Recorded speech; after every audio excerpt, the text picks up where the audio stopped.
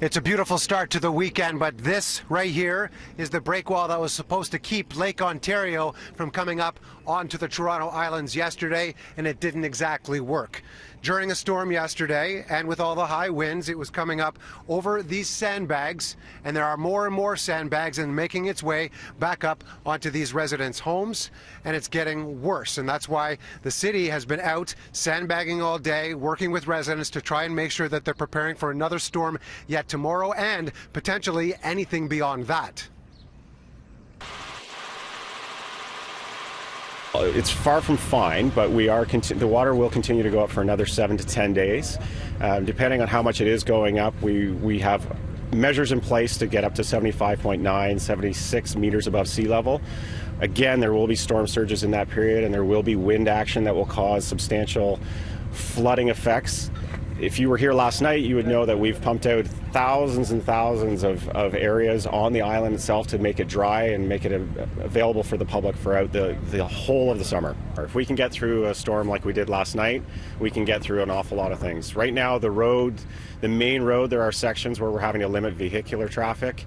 We've had to limit traffic from Hanlon's Point today. We have up to 40 centimeters of water. But for the tourists and for the locals and for the residents themselves, we will remain open.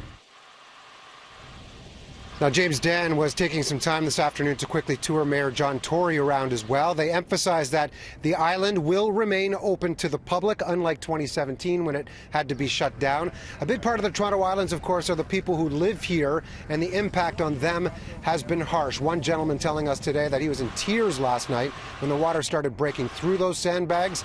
Tory commending city staff for doing what they can, and the people who live here saying they're learning from the past.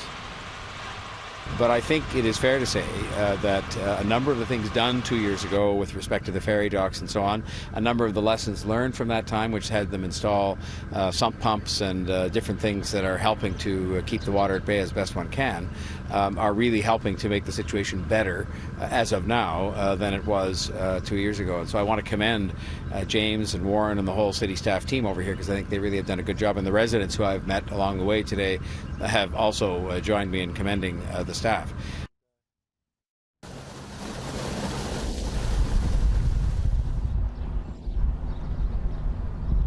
And who knew? I never thought for a minute that it would be, in 2 years it would come back. Like, I never thought for a second that it would come back. But so I don't know what it is, if it's the environment or I really don't know.